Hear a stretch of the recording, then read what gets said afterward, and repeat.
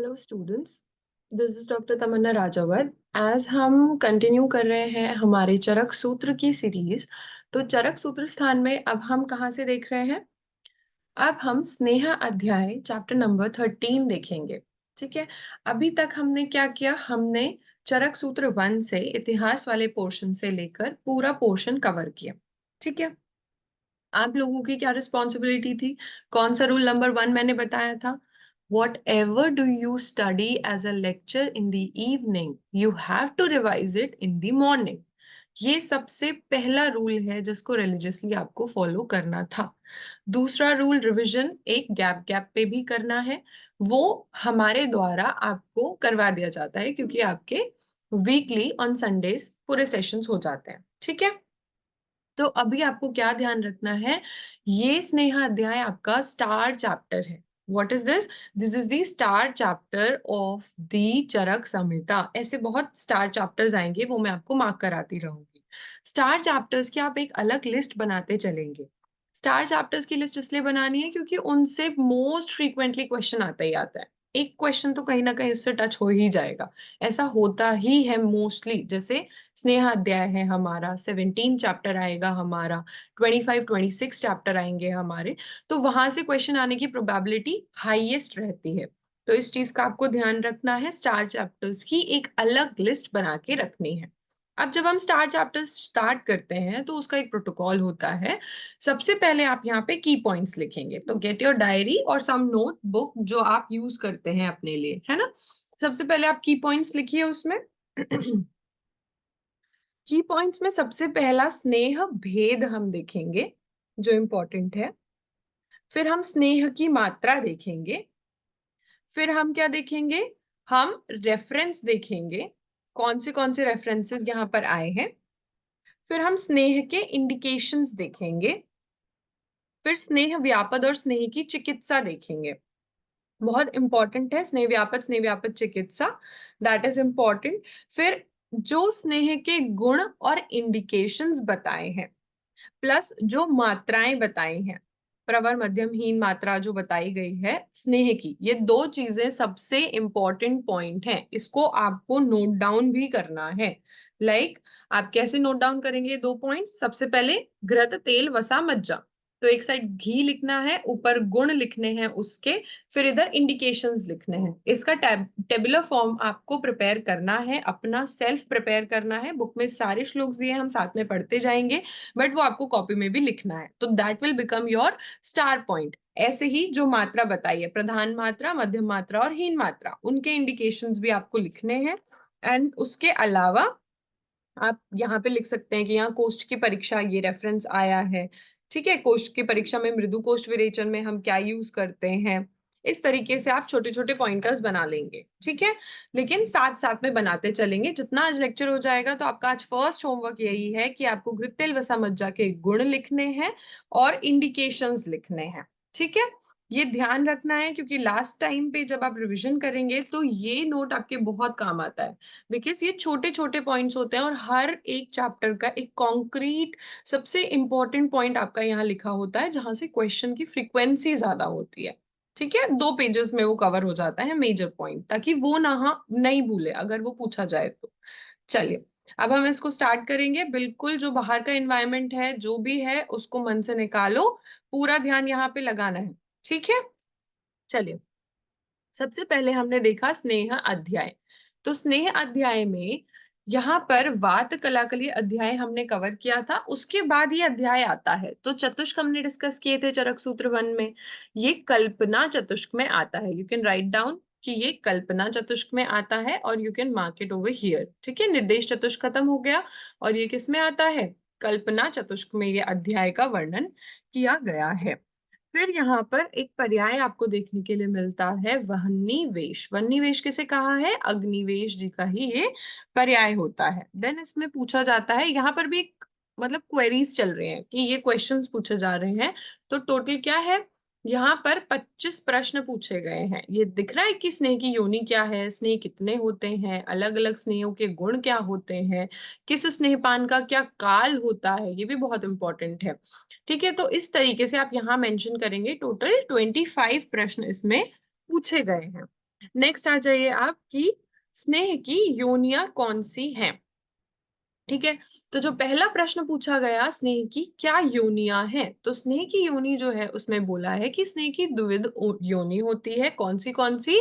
स्थावर और जांगम स्नेह होता है। कौन सा?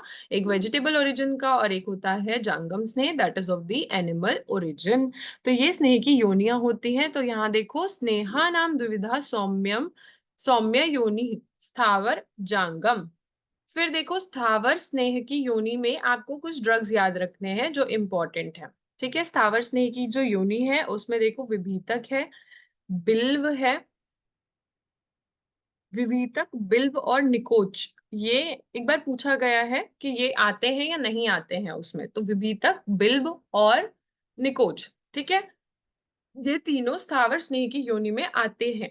नेक्स्ट आता है जांगम स्नेह की योनि। अब जांगम स्नेह की योनि जो है उसमें क्या बताया है इन्होंने, जांगम के लिए बोला है मत्स्य मृग सा पक्षिणः। तो कैसे याद रखोगे, पहले मछली है, फिर मृग है जो चार पैरों पे दौड़ेगा, और फिर पक्षी है। तो पूरा दो हाथ से ही बन सकता है, मत्स्य मृग सा पक्षिणः। ऐसे इसलिए दिखाया है क्योंकि कोई ना कोई वर्ड वो बीच में चेंज कर देंगे, फिर आप कंफ्यूज होते हो। फिर क्या है, दधि क्षीर घृत आमिषम वसा स्नेहेशु मज्जा च तथोपदिश्यते। तो उन्होंने बोला है कि दूध, दही, घृत, मांस और वसा जो है, मज्जा, इनका भी हम प्रयोग करते हैं, ये जांगम स्नेह की योनियों में आते हैं। तो ये आपको पूरा अच्छे से ध्यान रखना है, this is important shloka. Next है हमारा तिल तेल और एरंड तेल की श्रेष्ठता। तो तिल तेल और एरंड तेल की श्रेष्ठता में क्या बोलते हैं ये, सर्वेशम तेल जातानम तिल तेलम विशिष्यते। सभी प्रकार के तेलों में तिल तेल विशिष्ट है, श्रेष्ठ है। बलार्थी स्नेहने चाग्र्यम एरंडम तु विरेचनम। बल जो है उसको बढ़ाने के लिए, स्नेहन करने के लिए तिल तेल, और एरंड तेल जो है वो विरेचन में सबसे श्रेष्ठ माना गया है। तो क्वेश्चन आ जाएगा, बलार्थे स्नेहने डैश अग्र्यम तु विरेचनम। तो चाग्र्यम एरंडम तु विरेचनम सर्वेशाम तेल जाता नाम तिल तेलम विशिष्यते बल आर्थे स्नेहने चाग्र्यम एरंडम तु विरेचनम। ये ध्यान रखना है हमें। ठीक है, ये श्लोक भी इंपॉर्टेंट है, इसको फिलअप्स की तरह ज्यादातर पूछने के चांसेस होते हैं। ठीक है, चलिए नेक्स्ट आगे देखेंगे हम। नेक्स्ट देखेंगे कि जो एरंड का तेल होता है उसके गुण बताए इन्होंने, कैसा होता है, कटु और उष्ण होता है। तो प्रॉपर्टी क्या होगी, वात श्लेष्म हरम, लेकिन गुरु होता है, वात श्लेष्म हरम गुरु होता है। अगर हम उसे स्वादु तिक्त कषाय से योजित करते हैं, मतलब स्वादु तिक्त कषाय रस के ड्रग्स से उसको सिद्ध करते हैं, तो उसमें पित्तनाशन प्रॉपर्टी भी आ जाती है। तो स्वादु तिक्त कषाय योजितम पित्त हंत्रपी, पित्त को भी हर लेगा। और याद रखना है कि वो गुरु होता है, ठीक है, लघु नहीं होता है। नेक्स्ट क्या है, स्नेह के कितने भेद हैं। तो स्नेह के भेद में क्या बताया है, चतुर्विध स्नेह। तो दो क्वेश्चन, स्नेह की योनि दो है, स्नेह के भेद चार हैं, है ना। घृतेल वसामज्जा जो हम पढ़ते हैं, सर्पिस्तेलम वसामज्जा सर्व स्नेहो उत्तमा मता येषु चैव उत्तमम सर्पी संस्कारस्य अनुवर्तनम। वेरी इंपॉर्टेंट पॉइंट, सर्पी संस्कारस्य अनुवर्तनम और सर्पी तेल वसामज्जा सर्व स्नेहोत्तमा मता। तो जो घृत है उसे श्रेष्ठ क्यों माना है, उत्तम क्यों माना है, क्योंकि ये संस्कार से अनुवर्तनम प्रॉपर्टी रखता है, संस्कारों से दूसरों के जो गुण हैं उनका अनुवर्तन करता है। फॉर एग्जाम्पल, इसमें अगर हम कोई और ड्रग मिला रहे हैं या कोई और स्नेह की योनि भी मिला लेंगे, तो वो सभी के गुणों को अपने अंदर आत्मसात में करेगा, परंतु अपना गुण नहीं छोड़ेगा। तो वो होता है संस्कार से अनुवर्तनम। ठीक है, ये आपको ध्यान रखना है क्योंकि ये इंपॉर्टेंट पॉइंट यहाँ पे बताया गया है। और अष्टांग हृदय क्या बोलते हैं, घृत जन्म से ही साथ में होता है। ठीक है, घृत को उन्होंने जन्म से साथ में बताया है। नेक्स्ट आप आ जाते हैं अपने स्टार क्वेश्चन पे, जिसका मैंने टेबल बनाने के लिए बोला है ना। तो चतुर्विध स्नेहों के पृथक पृथक क्या गुण हैं। अब एक एक के गुण यहाँ पे देखते जाएंगे हम, ठीक है। और ये अभी स्टार्टिंग में ही साथ में मत लिख देना गुण वगैरह, क्योंकि इंडिकेशन इससे ज्यादा बड़ा श्लोक है, फिर आप सामने सामने नहीं लिख पाओगे। तो घृत, गुण और इंडिकेशन वो साथ में आने चाहिए, है ना। वो बड़ा श्लोक है, ये छोटा श्लोक है, तो ये 2-3 लाइन में कवर हो जाएगा और वो वाला श्लोक एटलीस्ट 6-7 लाइन्स तक जाएगा। हम्म चलिए, घृत के क्या गुण बताए हैं? घृतम पित्त अनिलहरम रस शुक्र ओजसाम हितम निर्वापणम मृदुकरम स्वर वर्ण प्रसादनम। ये श्लोक बाय हार्ट याद होने चाहिए और समझ के याद होने चाहिए, नहीं तो फ्लो टूट रहा है तो याद ही नहीं आ रहा है क्या है। हिंदी भी अच्छे से पढ़ो और श्लोक भी अच्छे से ध्यान रखो। तो घृत को बोला है, पहले तो दोष बता दिया, कौन से दोष है? वात पित्त हर है, तो घी ज्यादातर वीआईपी लोग ही खाते हैं, तो पित्त अनिल हरम। रस शुक्र ओजसाम हितम, तो रस धातु सबसे पहली है, आखिरी धातु है शुक्र धातु, तो रस और शुक्र, शुक्र का ओज के साथ रिलेशन है हमेशा से, तो रस शुक्र ओजसाम हितम। निर्वापणम, निर्वापणम का मीनिंग भी पूछा जाता है कभी कभी, दाह को शांत करता है ये स्नेह। मृदुकरम स्वर और वर्ण प्रसादनम, मृदुकरम स्वर वर्ण प्रसादनम, तो ये हो गया स्नेह के गुण, घृत के गुण स्पेसिफिकली। घृतम पित्त अनिलहरम रस शुक्र ओजसाम हितम निर्वापणम मृदुकरम स्वरवर्ण प्रसादनम। नेक्स्ट देखो क्या, तेल के गुण। तो तेल के गुण में क्या कह रहे हैं? मारुत हग्नम न च श्लेष्म वर्धनम बलवर्धनम, मतलब वायु को हरता है, पर इसका मतलब ये नहीं है कि वो कफ को बढ़ा देता होगा। तो तेल क्या है? मारुथग्नम न च श्लेष्म वर्धनम बलवर्धनम त्वच्यम उष्णम स्थिर करम तेलम योनि विशोधनम। तो क्या है? त्वच्च है, उष्ण है, स्थिर करम तेलम स्थिरता लाने वाला, और योनि विशोधनम, वेरी वेरी इंपॉर्टेंट पॉइंट, योनि विशोधनम तेल को बोला है आचार्य चरक ने। आचार्य काश्यप ने घृत को योनि विशोधन बोला है। ठीक है, तो अभी आप पहले चरक का याद रखेंगे, तेलम योनि विशोधनम। ठीक है, तेल जो है उसको क्या बोला है? योनि मार्ग का शोधन करने वाला होता है। तो आप ऐसे याद रखो, जब बस्ती के प्रोसीजर्स होते हैं ज्यादातर तो ऑयल मिलाते हैं हम उसमें, और या फिर जो भी फीमेल्स होती हैं वहां पे योनि पिच्चू, योनि प्रक्षालन ऐसे होते हैं, बस्ती भी दी जाती है, उत्तर बस्ती जब हम देते हैं तो वहां पे तेल ही यूज करते हैं, तो योनि विशोधन तेल के लिए बोला है आचार्य चरक ने, लेकिन काश्यप के कॉन्टेक्स्ट में वो एक ऊपर चला जाता है, योनि विशोधन तेल की जगह घी में चला जाएगा। ठीक है, चलो नेक्स्ट देखते हैं, इसका श्लोक अच्छे से हो गया। दोष बोला है मारुथग्नम न च श्लेष्म वर्धनम, पर बल वर्धनम है, त्वचा के लिए अच्छा है, त्वच्यम उष्णम स्थिर करम तेलम योनि विशोधनम। अब आते हैं हम किसके लिए? वसा के गुण। वसा के गुण में क्या कह रहे हैं ये? विद्ध भग्न आहत भ्रष्ट योनि कर्ण शिरोरुचि, मतलब अगर कभी चोट लग जाती है, भग्न हो जाता है, भ्रष्ट योनि हो जाती है, मतलब योनि अपने स्थान से भ्रंश हो जाता है, कर्ण शिरो में रुजा होता है, तो कर्ण शिरो रुजा, ये पॉइंट बहुत डिफरेंट पॉइंट है। कर्ण शिरो रुजा पौरुष उपचय, अगर पौरुष उपचय है, पुरुषार्थ की वृद्धि करनी हो, स्नेहे व्यायामे चिष्यते वसा, तो आपको व्यायाम अगर आप बहुत ज्यादा करता है, कोई भी अधिक व्यायाम करने की वजह से हानि हो रही है, क्षीणता आ रही है, तो उसे वसा का उपयोग करना चाहिए। तो क्या बताया? विद्ध भग्न आहत भ्रष्ट योनि कर्ण शिरोरुजसी पौरुष उपचय स्नेहे व्यायामे चिष्यते वसा। ठीक है, तो वसा विद्ध भग्न में है, योनि भ्रंश में है, कर्ण शिरोरुजा में है, पुरुषार्थ का उपचय करने के लिए है, और व्यायाम, तो एक पुरुष है व्यायाम बहुत ज्यादा करता है, इस चक्कर में उसके कान और सर बिल्कुल ही सुन्न हो गए हैं, उसको बिल्कुल भी समझ नहीं आ रहा है कि अब क्या करूं, बहुत ज्यादा व्यायाम कर लिया है। ठीक है, फिर भ्रष्ट योनि विद्ध भग्न आहत आपको ध्यान रखना है, और उसमें भी बहुत इंपॉर्टेंट पॉइंट आपका क्या है? भ्रष्ट योनि आपका सबसे इंपॉर्टेंट पॉइंट है। वाई? क्योंकि जो भ्रष्ट योनि है और जो योनि विशोधन है, इन पे क्वेश्चन पुट किया जाता है ज्यादातर कि भ्रष्ट योनि कहाँ आता है, योनि विशोधन कहाँ पर आता है ना? तो जब काश्यप के कॉन्टेक्स्ट में पूछेंगे तो उन्होंने भ्रष्ट योनि तेल में बताई है, बस एक एक स्टेप आपको आगे बढ़ जाना है। योनि विशोधन कहाँ पे बताया गया है? तेल में बताया है चरक ने। भ्रष्ट योनि वसा में बताई है, इसको एक स्टेप ऊपर घी और तेल में शिफ्ट कर देंगे तो अकॉर्डिंग टू आचार्य काश्यप हो जाएगा। ठीक है बच्चे, चलिए नेक्स्ट देखते हैं हम मज्जा के गुण। तो मज्जा के गुण में क्या बोल रहे हैं ये? बल शुक्र रस श्लेष्म मेदो मज्जा विवर्धनम मज्जा विशेषतो अस्थनाम च बलकृतम स्नेहने हितः। तो क्या बोला है? बल को, शुक्र को, रस श्लेष्मा मेदो मज्जा विवर्धनम मज्जा विशेषतो अस्थनाम च बलकृत स्नेहने हितम। तो मज्जा का सेवन करने से शरीर में क्या बढ़ जाता है? बल, वीर्य, रस धातु, कफ दोष, मेदो और मज्जा धातु जो है उनकी भी वृद्धि होती है।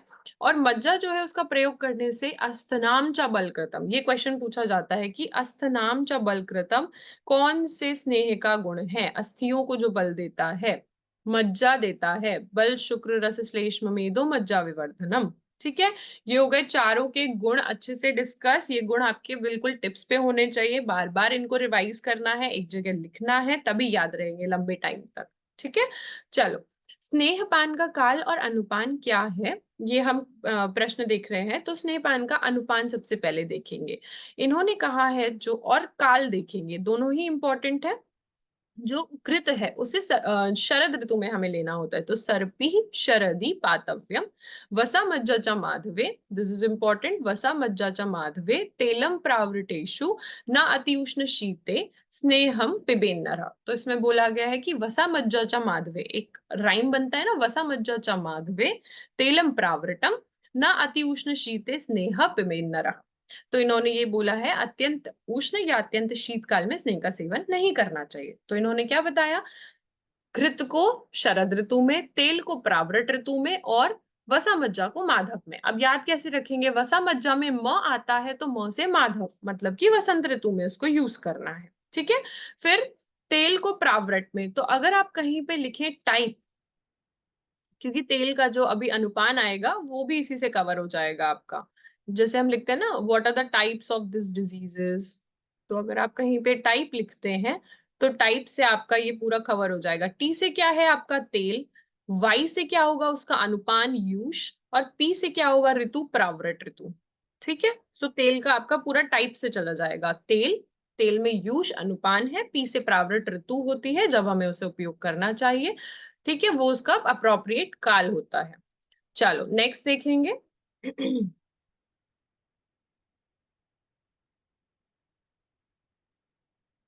नेक्स्ट पे आ जाएंगे आप सीधा। स्नेहपान काल दिन और रात्रि के अनुसार जो इन्होंने बताया है। तो स्नेहपान का काल दिन तथा रात्रि के अनुसार, ये बहुत इंपॉर्टेंट पॉइंट है, क्योंकि इसकी वजह से कुछ कॉम्प्लिकेशन एंड डिजीजेस होते हैं, वो आपको ध्यान रखनी है। ठीक है, तो यहाँ पे क्या बताया है? वात पित्त आधिक्यो रात्र उष्ण च अपि पिबेन नरः श्लेष्माधिके दिवा शीते पिबेश्च अम्ल भास्के भास्करे।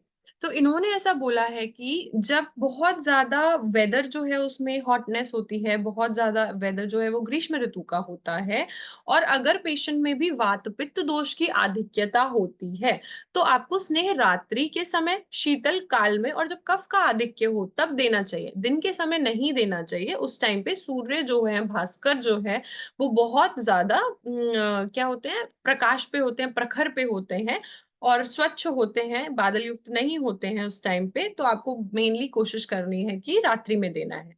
तो कौन सी प्रकृति बोली? वात पित्त अगर बढ़ा हुआ है दोष, उस समय पर क्या है, अधिकता होने पर रात्रि के समय में, शीतल काल और कफ की अधिकता जो वाला टाइम होता है, उस समय आपको स्नेहपान कराना है। अगर इसके विरुद्ध किया तो उससे डिजीजेस भी होती हैं, वो हम नेक्स्ट श्लोक्स में देखेंगे।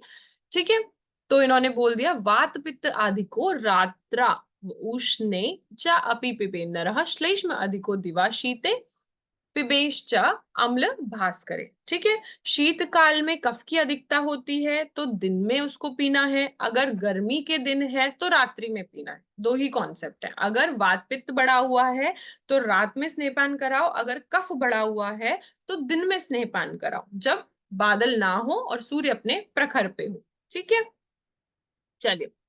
यहां पर बोला है कि अगर आपने ऐसा किया, इस पे स्टार मार्क करना है, यही इंपॉर्टेंट पार्ट है। अगर आपने क्या किया कि आपने विपरीत काल में स्नेहपान किया तो उससे क्या हानि होगी? अति उष्णे व दिवा पीतो वात आदिकेन व मूर्छा पिपासा उन्मादम कामला व समीर्यते। तो इन्होंने ये बोला है कि बहुत उष्ण काल था और आपने दिन में ही उसे स्नेहपान भी करा दिया, वात पित्त दोष भी बढ़े हुए थे, तो क्या हो जाएगा? तो उसमें मूर्छा आ जाएगी, पिपासा उसे लगेगी, उन्माद और कामला। तो एक फीमेल थी, उसे हमने ऐसे पिलाया होगा, तो क्या क्या उसमें हुआ? वो गाना गा रही है, नी में कम मिली है ना, गाना है, तो कामला हो जाएगा। तो पागल हो गई है ऐसे गाने कौन गाता है? तो पागल होने से क्या है, उन्माद हो जाएगा। और गाना गाते गाते उसको बहुत प्यास लग रही है, क्योंकि गलत टाइम पे वैसे भी पिला दिया है, तो पिपासा, और फिर वो मूर्छित हो गई, पानी तो मिला नहीं। तो कमली कमली, कमली मतलब वैसे देखा जाए तो पागल ही होता है अगर हम पंजाबी का ट्रांसलेशन करेंगे तो। एंड उन्माद, फिर उसको प्यास लगी और फिर मूर्छित हो गई। तो ये 4 डिजीजेस बताई हैं, इसलिए अच्छे से याद करा रही हूँ क्योंकि कामला कहाँ है, पांडु कहाँ है, ये क्वेश्चन पूछा जाता है। ठीक है। फिर नेक्स्ट देखो, शीते रात्रौ पिबेन स्नेहम नरः श्लेष्माधिको अपि वा आनाहम अरुचिम शूलम पांडुताम व समृच्छति। तो इन्होंने कहा अगर शीतकाल था तो हमें रात्रि में पिलाना चाहिए था, पर रात्रि में नहीं पिलाया हमने, दिन में ही, सॉरी, स्नेह वाला काल था, अगर उसे रात्रि में पिला दिया तो श्लेष्माधिक्य जो है वो हो जाता है। तो आपको क्या करना था, कफ का जो काल है उसके ऑपोजिट दिन में आपको उसको स्नेह पिलाना था, लेकिन आपने क्या कर दिया, आपने उसको रात्रि में ही स्नेह पिला दिया, तो और कफ बढ़ जाएगा, और कफ बढ़ जाएगा तो क्या होगा, पेट फूल जाएगा उसका। आना हम अरुचिम शूलम पांडुताम व समृच्छति। तो इसमें क्या करेंगे, आना, पेट फूल जाएगा उसका, अरुचि हो जाएगी उसको, शूल होगा उसको, पांडुता जो है वो उसमें देखने के लिए मिलेगी। तो क्या क्या बोला है, आना अरुचि शूलम पांडुता व समृच्छति। कौन से पेट फूल गया, पांडु कहाँ पे आया, फिर कफ वाले में आया। कफ का काल क्या था, नॉर्मली कफ को, जो भी कफ वाले डिसऑर्डर्स थे आपको दिन में पिलाना था स्नेह, पर आपने गलत कर दिया, आपने रात में पिला दिया स्नेह। तो क्या डिजीजेस हो गई, खाने से रिलेटेड वाली हैं। आनाह अरुचि शूल, शूल भी पेट में ही हो रहा होगा, तो आनाह अरुचि शूलम पांडुताम, वेरी इंपॉर्टेंट, पांडु हो जाएगा। देन देखो हमारे स्नेह का अनुपान। स्नेह के अनुपान में क्या बोला है इन्होंने, एक तो मैंने आपको याद करा ही दिया टाइप से, यूश होता है तेल का, घृत का क्या है, उष्ण जल। तो जलम उष्णम घृतम पेयम यूशस तेले अनुशस्यते, वसा मज्जोस्तु मंडः स्यात् सर्वेषु उष्णम मंथाबु। तो इन्होंने मथाम्बु, इन्होंने बोला है कि वसा मज्जा का मंड होता है, जैसे वसा मज्जा चा माधवे म से था, वैसी वसा मज्जा का मंड होता है। बस इसको कुछ ध्यान ज्यादा याद रखने की जरूरत नहीं है, डायरेक्टली बन जाएगा। मेन तेल का याद रखना है, घृत का तो उष्ण जल होता ही है, और अगर किसी भी चीज का स्नेह नहा मिल रहा हो तो आपको उष्ण जल यूज करना है। अब आ जाओ किस पे, स्नेह की प्रविचारणाएं कितनी बताई हैं, स्नेह की प्रविचारणाएं बताई हैं 24। फिर हमने क्या देखा था, रस भेद से 63 और 64 भी बताई गई हैं, है ना। काश्यप ने 20 बताई हैं स्नेह की प्रविचारणाएं, हमने देखा है GP first page, second page पे देखा है ये हमने कंपैरेटिव स्टडी में, है ना। चलो इसमें ना आपको क्या ध्यान रखना है, क्वेश्चन आएगा कि ये स्नेह की प्रविचारणा में आता है या नहीं आता है, तो एक बार तो पूरा श्लोक गो थ्रू करना है। ओदन विलेपी मासरस पय दधी, मतलब दूध और दही भी आता है, यवागु सूप शाको च यूष काम्लिक खड सक्तु तिलपिष्टम च मध्यम लेहस तथेव च भक्ष्यम अभ्यंजनम बस्तिस तथा च उत्तर बस्ती गंडूशः कर्णतेलम च नस्य, नस्तः मतलब नस्य कर्म अक्षी तर्पणम चतुर्विंशतिर्यता स्नेह से प्रविचारणा। ठीक है। इसमें आपको मार्क क्या क्या करना है, दधी, यूष खड़ कामलिक आपको अच्छे से ध्यान रखना है। नेक्स्ट पूरी लाइन के सारे याद रखने हैं कि सत्तू, बस्ती, तिलपिष्ट, मध्य, लेह, भक्ष्य, अभ्यंजन, उत्तर बस्ती, बस्ती सब इसी में आते हैं। नस्य और अक्षी तर्पण भी आता है, गंडूश कर्ण तेलम भी इसी के अंदर आते हैं। तो आप ये ऐसे याद रख सकते हो, मुख में गंडूश, कान में तेल, नाक से नस्य और अक्षी तर्पण, तो ऊर्ध्व जत्रुगत हो गए सारे। उत्तर बस्ती और बस्ती, भक्ष्य जो भी खाना हम भोजन खाते हैं, अभ्यंजन जो होता है वो बस्ती, लेह्य, मध्य, तिलपिष्ट और सत्तू। ठीक है, यूष खड़काम्लिक इसमें बताया है। क्या नहीं बताया है, यहाँ पर आप देखो, यहाँ पे मंड नहीं है, यहाँ पे पेया नहीं है। ठीक है, पेया और मंड यहाँ पे नहीं बताया गया है, जबकि यहाँ पे यवागु बताया गया है ना। यवागु सूप शाक बताया है, पेया और मंड यहाँ पे नहीं आता है। चलो इसमें बताओ अच्छपान क्या होता है। अच्छपान पूछते हैं, अच्छपान मतलब जो केवल स्नेह प्रयुक्त होता है उसे हम अच्छपान कहते हैं। अगर सिर्फ और सिर्फ स्नेह प्रयोग होगा तो उसको क्या कहेंगे, हम अच्छपान कहेंगे। नेक्स्ट यहाँ पे इन्होंने स्नेह प्रविचारणा को अच्छे से पूरा एक एक को डिफाइन किया है, वो सब्जेक्टिव फॉर्म में इंपॉर्टेंट होता था, अभी नहीं। अब देखो कि स्नेह की 64 प्रविचारणाएं कैसे बनती हैं, रस भेद से बनती हैं 63, और एक हमारी अच्छपान, इसको मिलाकर टोटल 64 स्नेह प्रविचारणाएं होती हैं। ठीक है, तो 64 प्रविचारणाएं इन्होंने इस तरीके से बताई हैं। फिर नेक्स्ट देखो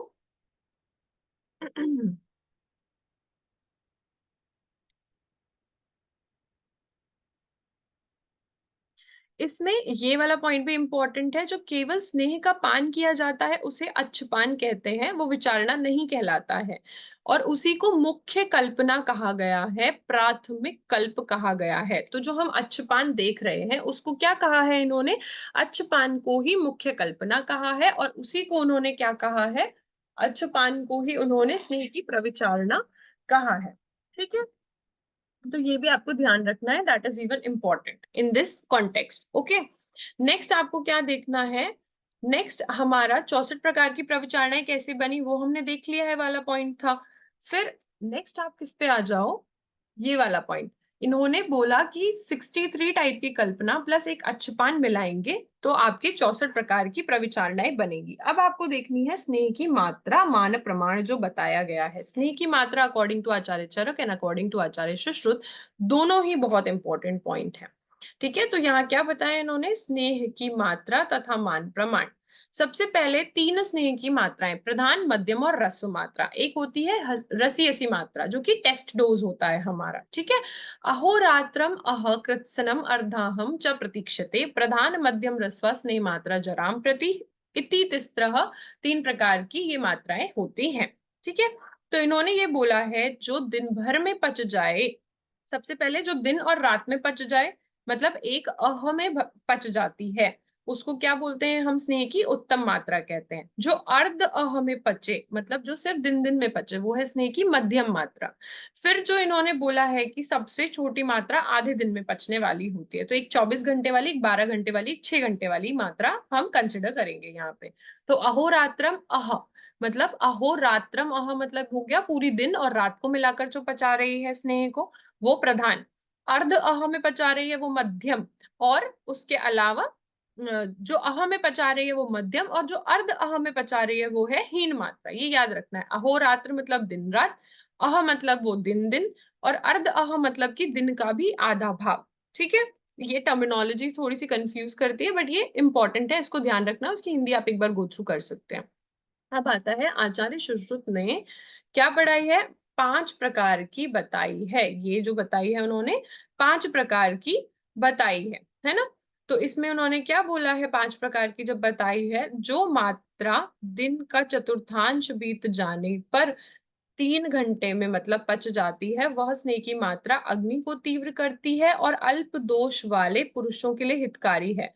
तो सबसे पहले एबीसीडी में क्या आता है, ए आता है, तो ए से अग्नि को तीव्र कर रही है और ए से अल्प दोष को नष्ट कर रही है और 3 घंटे में पचने वाली होती है। तो ये कौन सी मात्रा होती है हमारी, सबसे पहली मात्रा होती है चतुर्भाग गते अहनि। इसको क्या बोलते हैं अगर इनकी टर्मिनोलॉजी देखेंगे तो, चतुर्थ भाग गते अहनि, इसीलिए उन्होंने बोला कि जो दिन के चतुर्थांश बीत जाने पर हम उपयोग करते हैं, है ना। चलिए, फिर क्या बोला, जो स्नेह की मात्रा आधे दिन अर्थात 6 घंटे में पच जाती है वह मात्रा वृष्य और ब्रूहण होती है। जो स्नेह की मात्रा आधे दिन में मतलब कि 6 घंटे में जो पच जाती है वो मात्रा क्या होती है, वृष्य होती है और ब्रूहण होती है। तथा मध्यम दोष वाले पुरुषों के लिए हितकारी होती है। तो हमने देखा अल्प दोष में सबसे पहली वाली मात्रा थी, चतुर्थ भाग गते हानि वाली थी। फिर उसके बाद हमारी अर्ध को दिवस वाली मात्रा आ गई, जो स्नेह की मात्रा आधे दिन में पच जाती है ना, अर्ध दिवसे गते। ये वृश्य होती है, ब्रहणीय होती है, तो वृश्य और ब्रहणीय बी बी, ए आया था पहले हमारा अग्नि और अल्प दोष, फिर बी बी वृश्य और ब्रूहण मध्यम दोष वाले पुरुषों के लिए हितकारी है। फिर जो मात्रा दिन के चतुर्थांश शेष रहने पर अर्थात सिर्फ 9 घंटे में पच जाती है, वो शरीर को स्निग्ध करने वाली होती है और अधिक दोष से युक्त पुरुषों में यूज होती है। हमने देखा अल्प, हमने देखा मध्य, अब आ गया अधिक दोष। तो जो चतुर्थांश शेष रहने पर, तो चतुर्भाग अवशेष, ये टर्मिनोलॉजी याद रखनी है। चतुर्थ भाग गते अहनि सबसे पहली, चतुर्थ भाग अवशेष रह गया है तो तीसरे नंबर वाली मात्रा है 9 घंटे वाली। फिर देखो जो मात्रा दिन भर में अर्थात 12 घंटे में पचती है वह मात्रा ग्लानि मूर्छा मद को दूर करने वाली होती है। ठीक है, और सभी रोगों में लाभ कर उन्होंने बताई है। फिर ये कह रहे हैं कि जो मात्रा दिन रात अर्थात 24 घंटे में किसी भी प्रकार के उपद्रव ना करके पचती है, तो उसको हम कौन से डिसऑर्डर्स से पीड़ित लोगों को दे सकते हैं? कुष्ठ, विष, उन्माद, ग्रह रोग, अपस्मार रोगों से पीड़ित व्यक्तियों के लिए विशेषकर लाभकर होती है। हमने देखा है ना डैश का घर, हमने अष्टवेद मूत्र में देखा है, 3 यही डिसऑर्डर्स उन्माद, अपस्मार और ग्रह। कौन सा है वो? गधे का घर है ना? गधे का घर मतलब जो हमारा घर होता है उसमें हम स्नेह की जो बात है यहाँ पर आप उससे रिलेट कर सकते हैं बेसिकली कि ये 3 डिजीजेस बोली है, एक विष बोला है इन्होंने जो मात्रा दिन-रात में पचने वाली होती है, पूरी अहोरात्र जो लेती है, उसके लिए ये इंडिकेशन है। ये आपको बहुत अच्छे से याद रखना है। अभी आप इसे अच्छे से याद कर लोगे तो जब हम सुश्रुत पढ़ेंगे तो आपको डिफिकल्टी नहीं होगी, है ना? क्योंकि ये याद तो करना ही पड़ेगा आपको, नहीं तो पंचकर्म के पोर्शन में याद करना पड़ेगा, टर्मिनोलॉजीज़ के साथ आपको याद रखना है, ठीक है? चलो, नेक्स्ट आपको देखना है तासाम प्रयोगान वक्ष्यामि पुरुषम पुरुषम प्रति। पुरुषम पुरुषम विक्षय वाला जो रेफरेंस है वो आता है चरक सूत्र 1 में और पुरुषम पुरुषम प्रति जो है वो चरक सूत्र 13 फॉर दी स्नेह। तो उन्होंने बोला है कि इन तीनों स्नेह की मात्राओं को पुरुष के बल के अनुसार आपको क्या करना है? अलग-अलग पुरुषों के प्रति इसको उपयोग करना है। ठीक है? तो यहाँ तक आज का लेक्चर रखते हैं। नेक्स्ट अब हम यहाँ से जो शुरू करेंगे वो वाला जो सेक्शन होगा वो हम यूज करेंगे कि प्रधान, मध्यम और हीन मात्रा जो है वो कौन से वाले में हम दे सकते हैं, क्या-क्या इंडिकेशन है, कौन सी व्याधि में इसे यूज करते हैं, हम वो देखेंगे because it is the big chapter but it is important. मैं चाहती हूँ आप थोड़ा करें लेकिन अच्छा करें, ये वो आ जाएगा फिर ये इंडिकेशंस हैं। आप चाहें तो ये श्लोक्स पहले से लिख सकते हैं जो ये वाले दिए हैं, वात पित्त प्रकृतियो, वात पित्त विकारिणः आप वहाँ पे लिख सकते हैं अपने वो टेबल बनाने के लिए। फिर ये तेल के इंडिकेशंस बताए हैं इन्होंने श्लोक में फिर यहाँ है वसा की इंडिकेशन और ये है मज्जा के। ये आप लिख के रखिएगा तो इट विल बी ईज़ी आप उसी में मार्क कर सकते हैं। ठीक है? एंड आई होप आपकी पढ़ाई भी अच्छी चल रही होगी। आप अपने लिए सीरियस अटेम्प्ट्स ले रहे हैं, सीरियसली आप चीज़ों को प्लान कर रहे हैं। जहाँ से हो सकता है वहाँ से क्वेश्चंस प्रैक्टिस करने की कोशिश करनी है आपको। अपनी तारीख को सबसे बेस लेके चलना है। ठीक है? नहीं बनेंगे स्टार्टिंग में questions I can say that of course लेकिन कुछ तो आपने पढ़ा है, कुछ तो फर्स्ट ईयर में पढ़ा है, सेकंड ईयर में पढ़ा है, थर्ड ईयर में पढ़ा है, ठीक है? तो वहाँ से आपकी जो चीज़ें हैं वो कवर होती जाएँगी। चलिए, ऑल द बेस्ट रिवाइज़ करना है इसको नेक्स्ट क्लास में मैं क्वेश्चन्स पूछूँगी तब हम आगे बढ़ेंगे। ओके? Thank you.